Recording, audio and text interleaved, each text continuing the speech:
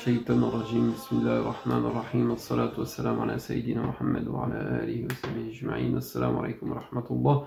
Nous allons voir le comportement que doit avoir le croyant lors du mois de Ramadan, mais également habituellement. Et d'ailleurs, on pourrait prendre un hadith de Sayyidina Muhammad sallallahu alayhi wa sallam qui nous dit « Le meilleur de ma communauté est celui qui est bon, dans le sens prendre le plus grand soin avec sa famille, et je suis le meilleur d'entre vous », ce qui nous prouve que Sayyidina Muhammad sallallahu alayhi wa sallam était effectivement le meilleur envers sa famille. L'occasion du mois de Ramadan est une occasion unique pour rassembler nos familles, passer du temps avec elles, dans l'adoration, dans la communication, dans le fait de faire les repas, dans le partage des tâches, et également dans le fait de manger ensemble. Et c'est sur ce point particulier dont nous allons développer aujourd'hui. Et on va prendre un hadith de Sayyidina Muhammad sallallahu alayhi wa sallam, et donc c'était un compagnon qui a été voir Sayyidina Muhammad sallallahu alayhi wa sallam, et il dit « Ya Rasulallah, nous mangeons ensemble, mais on ne se rassasie pas, ça va pas. » Et Sayyidina Muhammad sallallahu alayhi wa sallam lui demande « Est-ce que vous mangez en groupe ou est-ce que vous mangez séparés ?» Et les compagnons, ils ont dit « séparés ». Et Sayyidina Muhammad sallallahu alayhi wa sallam leur a répondu « Mangez en groupe, évoquez le nom d'Allah, ainsi, il bénira votre nourriture. » C'est rapporté par Abu Daoud, Ibn Majah, Ibn Hibban.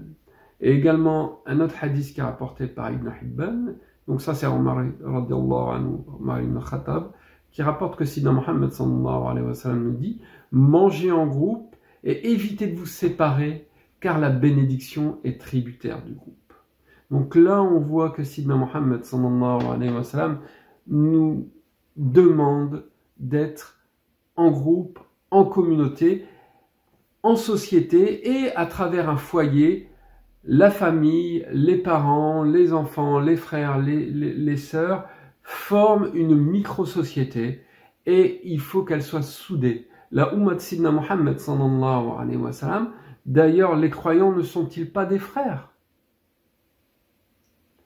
Et là, on va voir le témoignage, donc c'était dans le journal Le Monde, d'une étudiante, et elle disait, voilà, quand nous étions jeunes, nous étions avec nos parents, nous étions 3-4, et puis chacun criait, on voulait pas mettre la table quand venait l'heure du repas. Donc chacun criait, on voulait pas mettre la table, enfin, voilà, et puis voilà le moment du repas, et donc on s'assoit avec nos parents.